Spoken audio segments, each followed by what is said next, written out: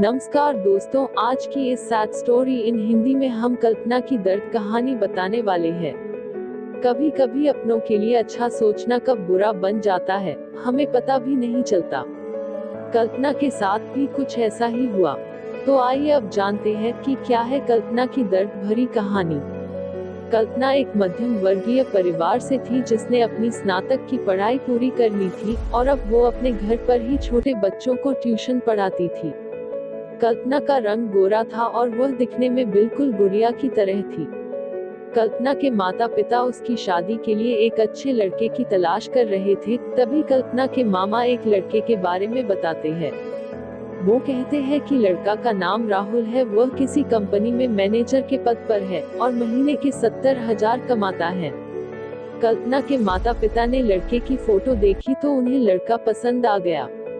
जब कल्पना की मां ने कल्पना को लड़के की तस्वीर दिखाई तो कल्पना ने कहा, जब आप दोनों को लड़का पसंद है तो मुझे भी पसंद है।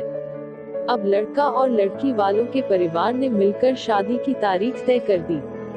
कल्पना के माता पिता बहुत खुश थे कि उनकी बेटी की शादी एक अच्छे घर में हो रही है। पूरे धूमधाम से कल्पना की शादी हो गई। अब कल्पना अपने बचपन के घर को छोड़कर एक नए घर चली गई। कुछ दिन तो कल्पना को अपने माता पिता और अपने घर की बहुत याद आई। कल्पना की शादी के अब महीने बीत गए थे। अब उसके पति राहुल पहले जैसा व्यवहार कल्पना के साथ नहीं करता था। कल्पना से वो चिड़ा सा रहता था। राहुल अब न पहले जैसा कल्पना को प्यार करता और न ही उसकी बातों को मानता। कल्पना को समझ नहीं आ रहा था कि वो क्या करे। वो बस रोकर अपने दर्द को कम करने की कोशिश करती। एक दिन कल्पना को पता चला कि राहुल सिगरेट पीने के बहाने छत पे जाता और किसी लड़की से बातें करता है। जब कल्पना ने राहुल से पूछा कि आप रोजाना छत पे जाकर किससे बात करते हैं, तो इस पे राहुल ने जवाब दिया कि वो मेरे ऑफिस का फ्रेंड है, बस उसी से बातें करता हूँ और तुम अपने काम से मतलब रखो, ज्यादा CID बनने की जरूरत नहीं है। होली का दिन था। राहुल के कुछ दोस्त उसके घर आए थे। सभी ने घर पर पार्टी किया। उस दिन राहुल का एक दोस्त थोड़ा ज्यादा ड्रिंक कर लिया था और उसने नशे में कल्पना के सामने जाकर कहा, भाभी आप इतनी प्यारी और मासूम हो, फिर भी राहुल भाई दिन भर उस घमंडी नेहा से बातें करते रहते हैं। लगता है कि आप राहुल भाई का सही से ख्याल नहीं रखते। ये सुनकर कल्पना का शक अब हकीकत बन चुका था। अगली सुबह जब कल्पना ने राहुल से पूछा कि ये नेहा कौन है और क्या लगती है आपकी? राहुल, मैं तुम्हें क्यों बताऊं? कल्पना, मैं बीवी हूँ आपकी। राहुल, देखो तुमसे पहले वो मेरे लाइफ में आए। कल्पना, तो फिर मुझसे शादी क्यों किया? राहुल, बस तुम अच्छी लगी इसलिए शादी कर लिया। कल्पना, अब तुम देखना मैं उस कामिनी लड़की को कैसे सबक सिखाता हूँ। नेहा को कब कल्पना ने कामिनी कहा तो राहुल ने गुस्से में कल्पना को बहुत मारा और उसे कमरे में बंद कर दिया।